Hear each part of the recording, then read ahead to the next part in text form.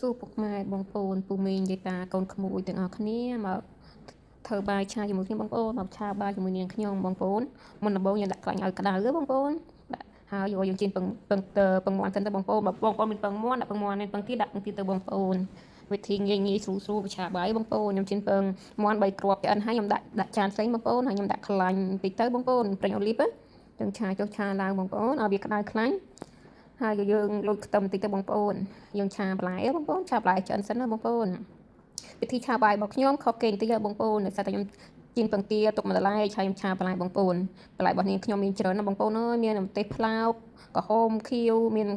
ខ្ទឹមបារាំងមានការ៉ុតមានខ្ទឹមមានអីចឹងណាបងប្អូនមានអីដាក់ហ្នឹងហ្មងនិយាយទៅខ្ញុំជួយចិត្តញ៉ាំបន្លែអញ្ចឹងខ្ញុំឆាបាយរឿងច្រើនដោយសារយកបាយទៅសាលានិយាយទៅយកសាលាចែកគ្នាញ៉ាំអីចឹងណាបងប្អូនដោយសារតែគេធ្វើកម្មវិធី share food អញ្ចឹងណាហើយណាខ្ញុំឆាបន្លែចឹងណាបងប្អូនខ្ញុំដាក់យើងឆាចុះឆាឡើងឲ្យទុនបន្លែចឹងណាបងប្អូនហើយខ្ញុំលូតម្សៅស៊ុបខ្នុរបន្តិចបងប្អូនឲ្យវាចូលជាតិចឹងណាបងប្អូនខ្ញុំឆាចុះឆាឡើងឲ្យបន្លែយើងទុនហើយចឹងណាបងប្អូនអ្នកធ្វើម្ហូបស្អាតទេបងប្អូននិយាយលេងតែបងប្អូនទៅប្តីខ្ញុំថាខ្ញុំលងសម្រាប់ខ្លួនឯងទៀតលើហើយបងប្អូនគាត់ថាឲ្យខ្ញុំបងប្អូនគាត់ថាចេះអ្នកឯងថតមើលសម្រាប់ខ្លួនឯងដូចស្អាតចឹងណែឲ្យខ្លាចមកភេទអ្នកឯងច្រេញទេអីខ្ញុំថាអត់ខ្វល់ទេសំខាន់ប្តីអត់ច្រេញទៅបានហើយគាត់សើចខ្ញុំអត់ខ្វល់មកភេទណាច្រេញខ្ញុំទេសំខាន់គឺប្តីខ្ញុំអត់ច្រេញខ្ញុំទៅសំខាន់គឺប៉ុណ្្នឹងបានហើយបងប្អូនណាច្រេញអីច្រេញតែខ្ញុំមិនខ្វល់ទេកុំឲ្យតែប្តីខ្ញុំច្រេញខ្ញុំបងប្អូនហើយយើងឆាខ្ទឹមឲ្យឈ្ងុយបងប្អូនហើយយើងចាក់សាច់មាន់បងប្អូនខ្ញុំឆាបាយជាមួយសាច់មាន់បងប្អូន